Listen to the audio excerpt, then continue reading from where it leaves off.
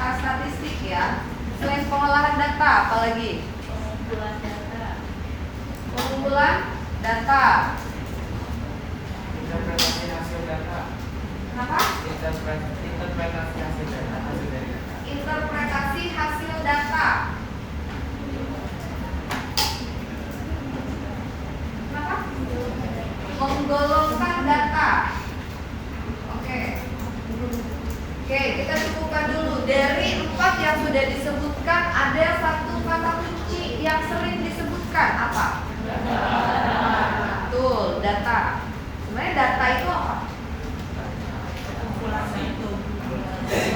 Sekumpulan datum. Oke. Ada lagi? Kita suka bilang ya, datanya mana? Datanya mana? Ini data ini data A, ini data B, ini data C.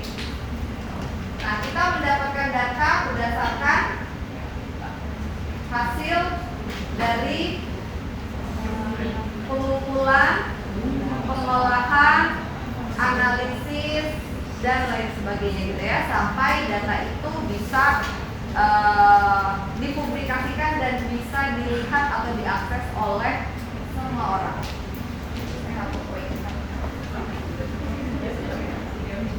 Oke, selanjutnya pertanyaannya adalah apa itu statistika kesehatan? Nah, kalau tadi kita bilang statistik itu adalah mulai dari pengumpulan data, pengolahan, apalagi analisis, interpretasi, penyajian, itu adalah sebagian, gitu ya, sebagian kecil dari statistik. Nah, kalau kita lihat dari terminologi, misalkan statistik kesehatan itu apa sih? Dia adalah sebuah keilmuan, gitu ya, untuk mengumpulkan, menganalisis, dan menginterpretasikan data kesehatan. Betul, berarti tadi yang sudah kita kumpulkan mengenai definisi statistik tadi sudah tepat. Nah, kemudian ada tambahan definisi. Guna, berarti tujuan untuk mendukung pengambilan keputusan. Itu secara umum. Tapi kalau statistika kesehatan berarti kita spesifikkan untuk pengambilan keputusan klinis dan kebijakan publik yang berhubungan dengan kesehatan. Jadi pengumpulan data, kemudian analisis, interpretasi sampai penyajian itu fungsi utamanya gitu ya, tujuan akhirnya itu adalah untuk membuat kebijakan. Oke, pertanyaan selanjutnya, apa yang dimaksud dengan kebijakan? Apa itu kebijakan? Apa, Mas? Garis-garis. Peraturan. Ada lagi? Ketetapan. Ada lagi? Kebijakan strategis. Keputusan strategis yang dihasilkan oleh pemangku kepentingan. Berarti ada yang membuat, gitu ya. Siapa yang membuat? Kemudian siapa yang melaksanakan? Kalau misalkan di Indonesia, siapa membuat kebijakan? Oke, pemerintah. Mungkin mulai dari presiden, kementerian, kemudian level bawahnya misalkan gubernur, wali kota, kemudian kepala daerah. Di bawah wali kota apa ya? Kelurahan dan seterusnya. Kemudian kalau kita berada di sebuah institusi, gitu ya, siapa pembuat kebijakan? Kalau di institusi universitas, rektor, kemudian turun ke dekan, kemudian turun ke kaprodi, turun ke dosen, seperti itu. Nah, statistik itu tujuannya memang ke arah sana. Makanya kita melakukan pengumpulan data itu tujuannya ke kebijakan. Karena ketika membuat sebuah kebijakan kita perlu sekumpulan data, gitu ya. Nah, kemudian data-data itulah yang dikumpulkan. Makanya kalau misalkan kita melakukan penelitian, misalkan atau survei atau apapun itu, gitu ya, yang melibatkan pengumpulan, pengolahan dan penyajian data, itu pada akhirnya data itu harus dipublikasikan. Tuh, data itu harus dipublikasikan supaya bisa diakses. Kalau misalkan kita ngumpulin data, kita ngolah data, menganalisis tapi tidak dikumpulkan, tidak dipublikasikan, nah buat apa? Gitu ya, capek-capek ngumpulin, ngolah, analisis tapi tidak dipublikasikan. Seperti itu. Nah, kemudian untuk di kesehatan, ruang lingkup dari statistik kesehatan itu yang pertama ada epidemiologi. Ada yang tahu epidemiologi? Tentang pola penyebaran suatu penyakit. Oke, pola penyebaran suatu penyakit, betul. Kemudian selain itu biasanya studi epidemiologi itu untuk mencari prevalensi, tendensi penyakit dan lain sebagainya. Kemudian untuk mengevaluasi program kesehatan. Mungkin kalau di fisioterapi bisa lebih spesifik lagi, misalkan mengevaluasi program fisioterapi. Misalkan kita menemukan sebuah metode atau pendekatan untuk mengatasi suatu gangguan fungsi, atau misalkan kita mau menganalisis apakah intervensi A, misalkan krioterapi kita sebut, apakah intervensi krioterapi efektif untuk menurunkan nyeri pada sprain ankle, misalkan seperti itu. Kemudian banyak ya contoh-contohnya kalau misalkan kita mau mengevaluasi sebuah program gitu. Kemudian ada lagi analisis risiko penyakit.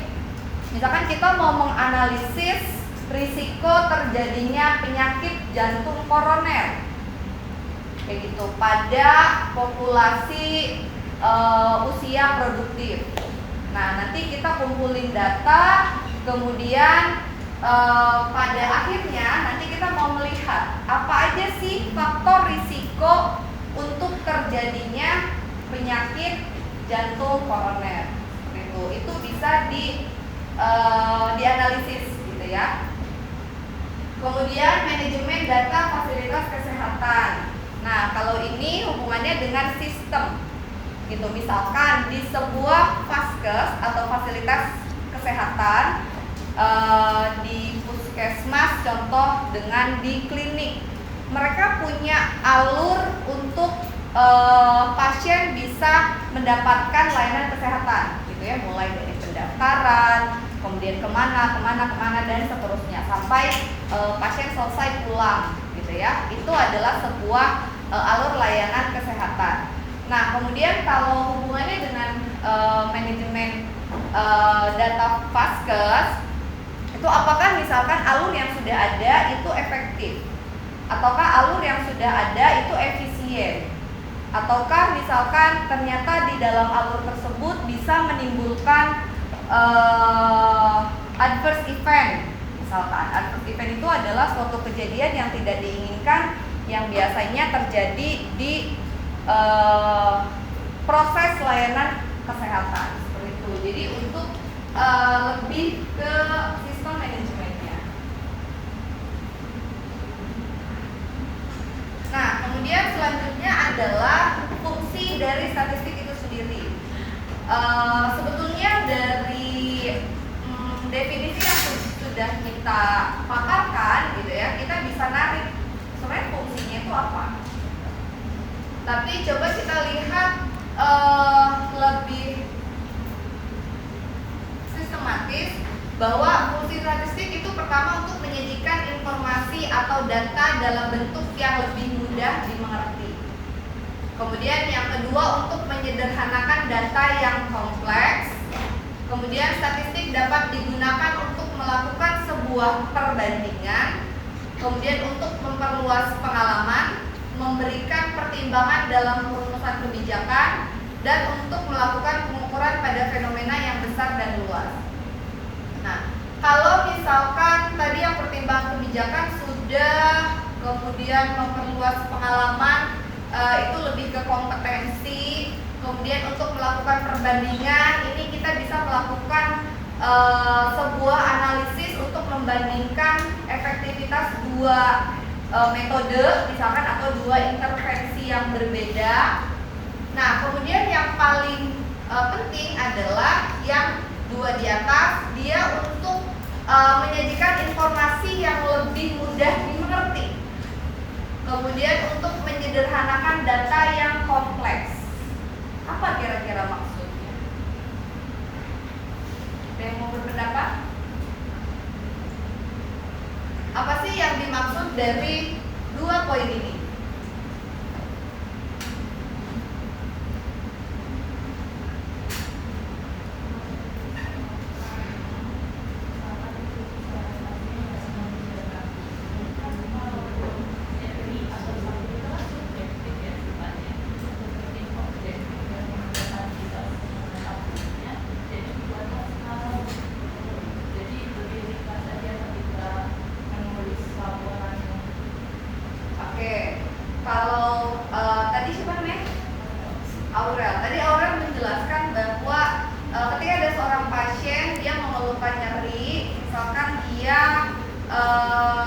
Memberikan informasi nyerinya berupa nyeri ringan, sedang, gitu ya. Kemudian supaya lebih mudah interpretasinya, kemudian dibuat atau dirubah menjadi angka, seperti itu. Nah, yang seperti ini itu hanya mentransformasi dari bentuk kategorik menjadi bentuk numerik, gitu, supaya lebih mudah dihitung. Oke, itu betul, bisa. Tapi kira-kira dalam fungsi yang lebih luas, gitu ya, dalam fungsi yang lebih luas, apa yang dimaksud dengan dua poin yang pertama? Fungsi statistik itu menyajikan informasi dalam bentuk yang lebih mudah dimengerti dan untuk menyederhanakan data yang kompleks.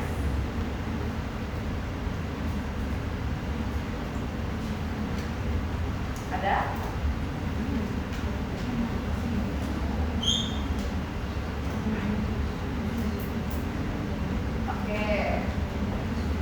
Saya masih nungguin, ada? Oke, setelah ini saya akan menunjukkan beberapa data, gitu ya, yang hubungannya dengan dua poin yang sebelumnya tadi. Oke, contoh, saya punya data seperti ini.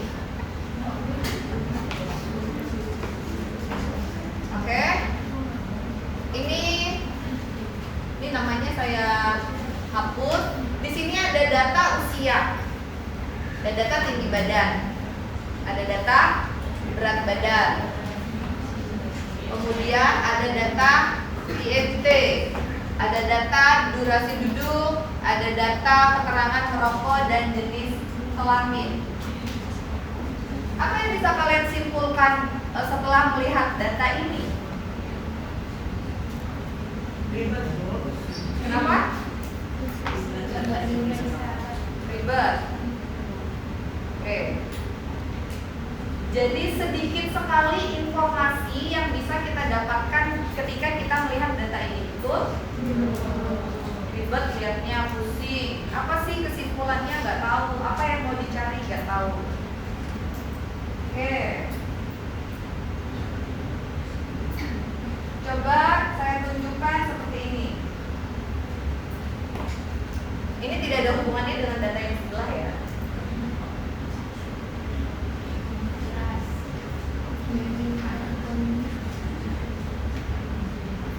Oke, informasi apa yang bisa kalian dapatkan? Prevalensi hipertensi di Indonesia.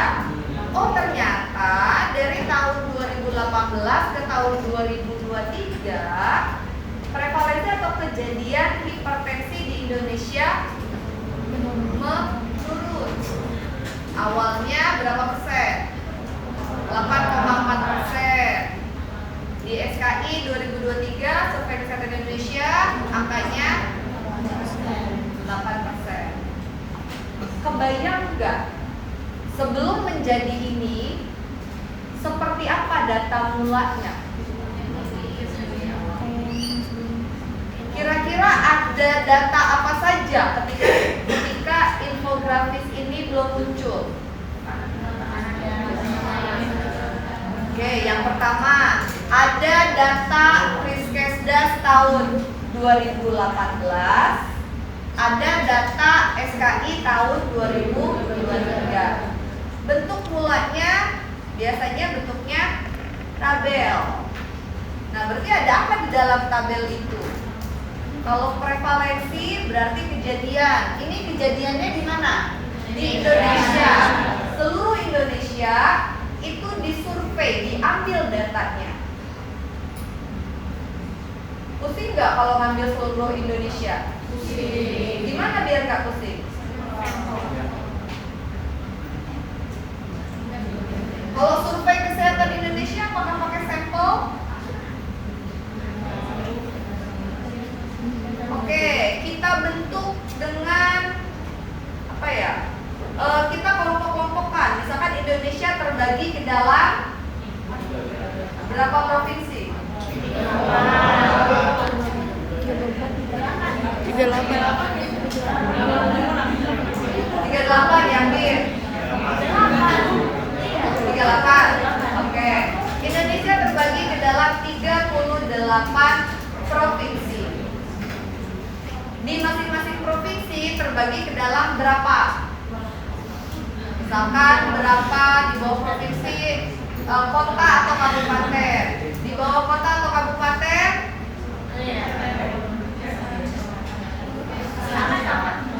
Kecamatan. Di bawahnya kecamatan? Oke. Nah, kemudian di masing-masing kecamatan itu misalkan ada puskesmas, ada klinik dan lain sebagainya, gitu ya. Nah, mereka mengambil datanya dari sana, diambil data-data dari misalkan masing-masing puskesmas. Kemudian nanti dibandingkan dengan data BPS. Apa BPS? Nah, Badan Pusat Statistik, karena mereka butuh informasi berapa banyak sih penduduk Indonesia, gitu ya. Nah, mungkin ini ada kategori usianya, gitu. Cuma tidak ditampilkan dalam infografis ini. Nah, jadi yang dimaksud 2 poin yang sebelumnya bahwa statistik itu mempermudah dalam penyajian data, gitu. Jadi dengan proses, nanti prosesnya tadi ya, dengan pengumpulan data sampai dengan penyajian data. Biasanya dilakukan dalam bentuk kegiatan penelitian atau survei. Nah, ini sama dengan seperti ini juga. Nah, ini contoh infografis mengenai obesitas di Indonesia. Ini ada perempuan, ada laki-laki. Kemudian nah, ini contoh pemanfaatan pelayanan kesehatan di tahun 2020 sampai 2022 terkait kunjungan di beberapa fasilitas kesehatan. Jadi bentuknya udah dalam bentuk datanya juta, gitu ya. Kebayang nggak sih kalau misalkan data 1 juta itu banyaknya segimana? Bayang ya, pusing. Kalau misalkan ini tadi baru 29 ya. Kalau misalkan kita mau menentukan, kita mau cari ini nih. Kita mau cari obesitas misalkan. Berarti kan yang informasi yang kita butuhkan adalah data indeks massa tubuh IMT gitu kan. Nah, berarti ini bisa kita buat dalam sebuah infografis. Kita mau menunjukkan dari data yang ini berapa sih yang masuk ke dalam obesitas misalkan, berapa persen, berapa yang masuk ke dalam normal, berapa persen yang termasuk ke dalam underweight, misalkan seperti itu. Oke, jadi itulah salah satu fungsi dari statistik supaya kita bisa lebih mudah mencerna atau mendapatkan informasi yang lebih kompleks. Jadi informasi yang kompleks kita olah, kita analisis, kemudian kita sajikan dalam bentuk yang mudah dimengerti.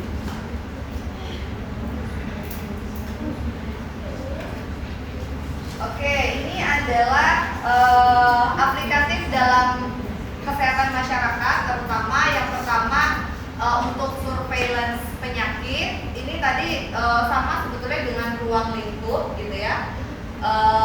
Kemudian untuk evaluasi program dan untuk analisis faktor risiko. Oke, jenis statistik udah dapat? Ada berapa jenis statistik? Yakin ada 2. Emang nggak ada di slide selanjutnya? Ada 2. Oke. Ada apa aja? Oke, statistik dan inferensial. Ada juga kalau kita lebih mudah deskriptif dan analitik.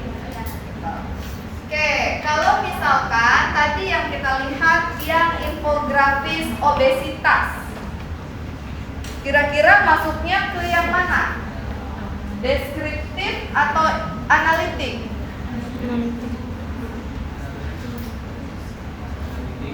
Analitik. Analitik itu inferensial ya, sama ya. Oke, masuknya yang tadi infografis obesitas, masih ingat yang warna hijau di slide sebelumnya? Kira-kira itu kan yang ditampilkan itu kan hasil sebuah survei atau penelitian, hasil dari pengumpulan, pengolahan dan analisis data. Kira-kira kalau yang infografis obesitas itu masuknya ke deskriptif atau analitik? Inferensial analitik. Kenapa? Karena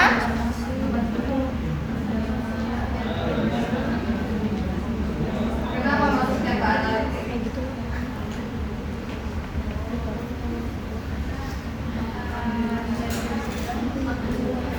Nilainya udah mutlak.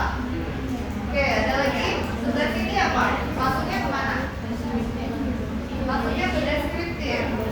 Oke, suka nih ada 2 sisi yang berbeda. Kenapa deskriptif?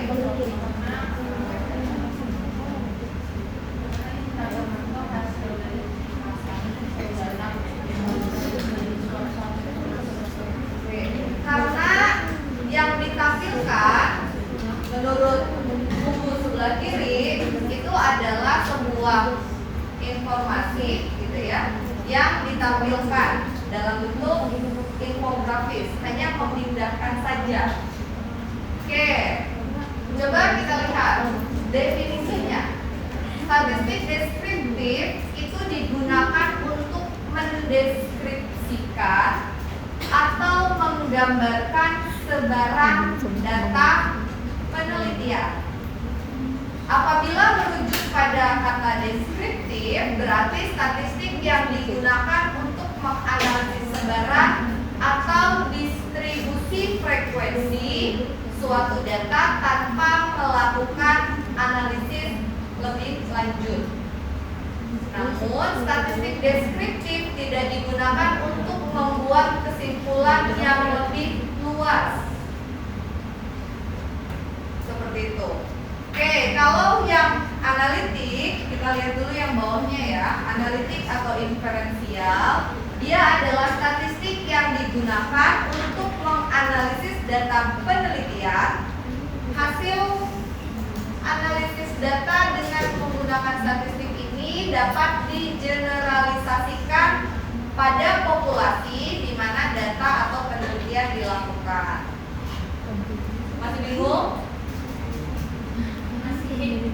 Oke, jadi simpelnya begini. Ketika kita melakukan ketika kita mau melakukan penelitian, gitu ya. Nanti kan kita juga akan menentukan penelitian yang mau kita lakukan, penelitiannya analisisnya deskriptif atau analitik. Itu kan jenis penelitiannya. Nah, kemudian apa sih bedanya? Jadi ketika kita mau melakukan, kita mau ambil data nih, yang kita ambil misalkan tadi jenis kelamin, kemudian indeks massa tubuh, kemudian usia, kemudian kebiasaan merokok, misalkan. Nah, dari 4 data ini, gitu kan, kemudian hanya kita tampilkan saja.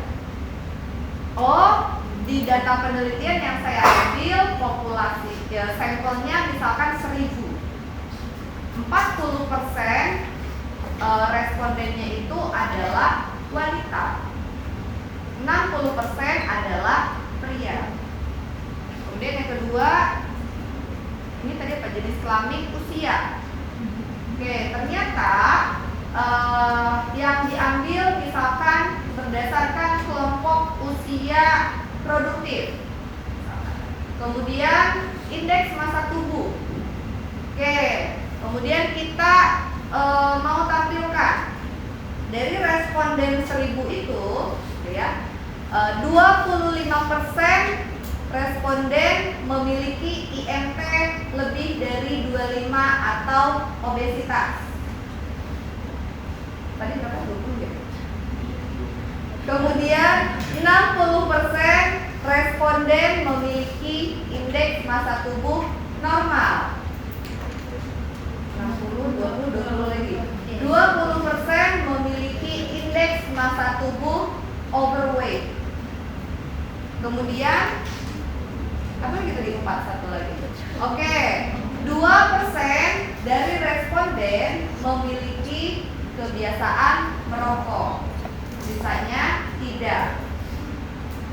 Nah, inilah yang disebut dengan statistik deskriptif.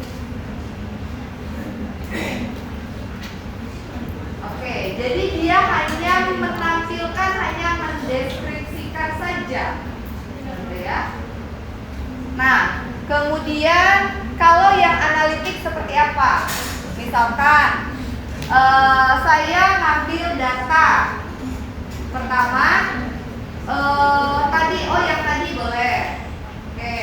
Kemudian saya lakukan analisis lebih lanjut, gitu ya. Saya menghubungkan apakah ada hubungan antara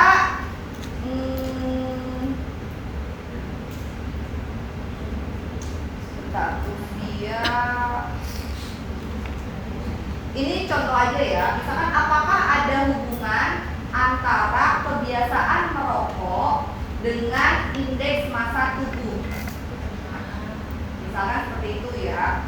Setelah dilakukan analisis menggunakan, biasanya pakai aplikasi yang sering digunakan aplikasi SPSS. Setelah dilakukan analisis, ternyata ada hubungan antara perilaku atau kebiasaan merokok dengan indeks massa tubuh.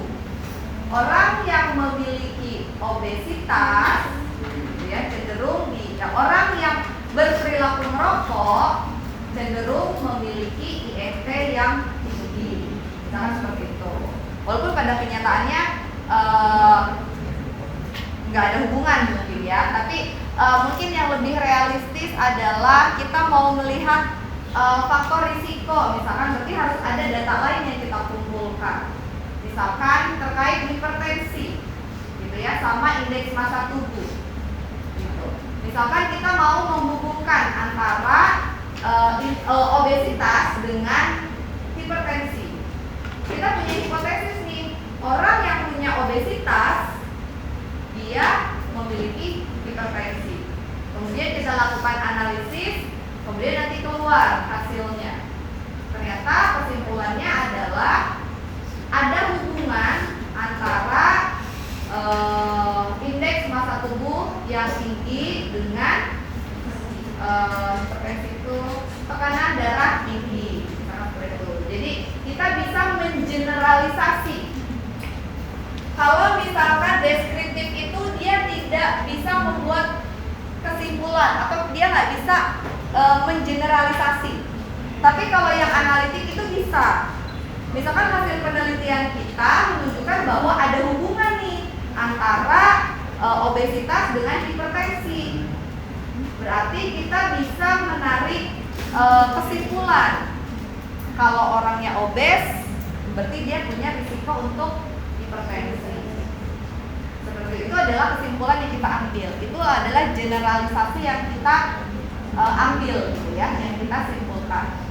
Nah, itulah perbedaan antara statistik deskriptif dan statistik inferensial atau analitik. Intinya kalau deskriptif itu hanya memunculkan aja, gitu ya. Atau biasanya penelitiannya di judulnya itu gambaran atau survei, gitu ya. Tapi kalau misalkan statistik analitik itu biasanya judulnya hubungan antara, perbandingan antara, gitu ya, seperti itu, atau analisis faktor risiko dan lain sebagainya.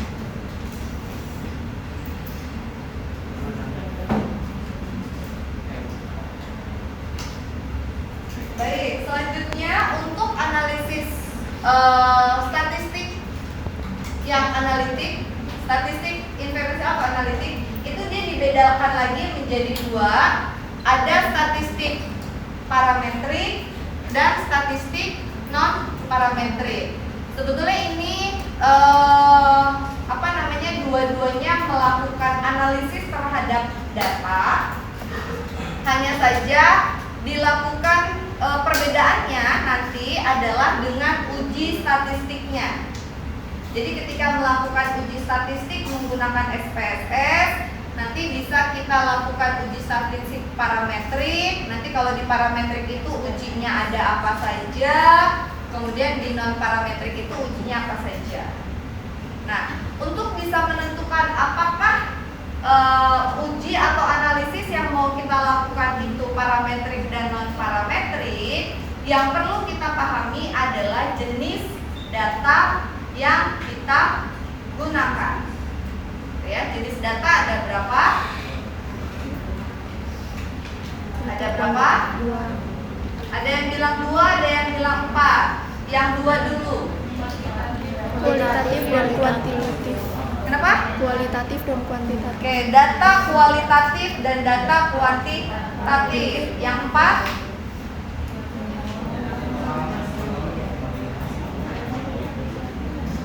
Kalau yang dibedakan jadi 4 ada apa aja? Sama dong kayaknya. Iya, itu sama kuantitatif, deskriptif sama kuantitatif.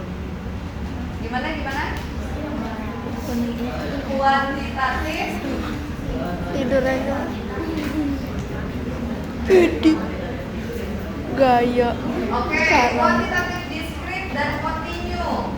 Nah, itu cuma ngambil sebagiannya Coba lihat. aja. Sisanya ada lagi apa? Kualitatif. Oke. Jadi gini, kalau kita bagi data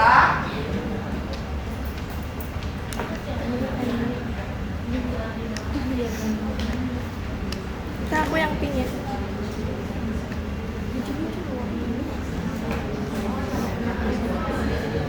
Oke, jadi kalau misalkan kita lihat data berdasarkan bentuknya, itu ada data kualitatif dan kuantitatif. Hubungannya dengan kalau kualitatif itu adalah nominal, kalau kuantitatif itu adalah numerik. Jadi ada data yang berupa angka numerik, ada data yang berupa bukan angka. Ya, kalau data angka itu contohnya apa? Tinggi badan, Suhu, tinggi badan, Berat berat badan. badan. Kalau data yang bukan numerik, contohnya apa? jenis kelamin, Jenis kelamin, laki-laki, perempuan, gitu ya. Oke, kemudian ada data yang numerik. Kemudian ada 4 data tadi ya yang dibagi, itu ada data. Tadi kalau ada yang bilang discrete, continue gitu, itu apa jenisnya? Jenisnya lagi, listnya.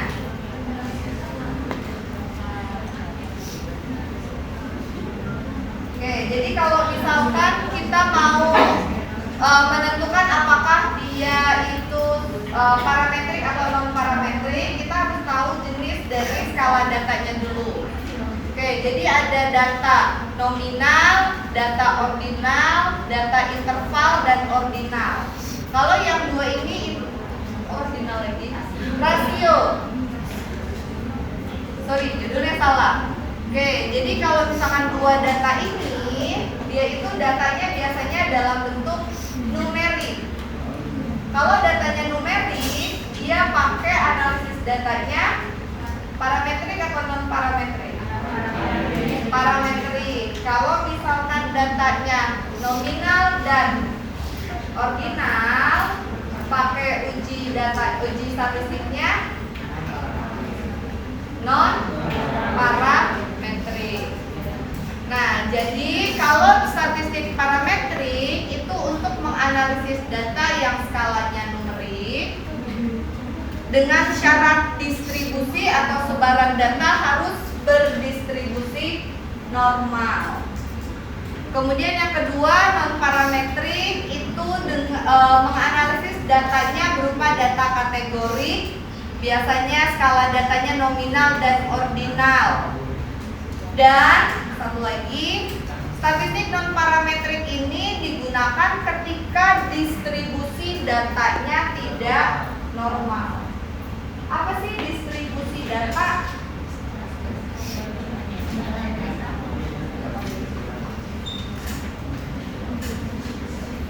Oke, distribusi data itu adalah persebaran data. Sebelum kita melakukan atau sebelum kita menentukan, gitu ya, kita harus tahu dulu sebaran datanya seperti apa dengan cara melakukan uji distribusi normal. Gitu. Bagaimana caranya? Nah, kalau untuk prosedurnya nanti masuk ketika sudah ke analisis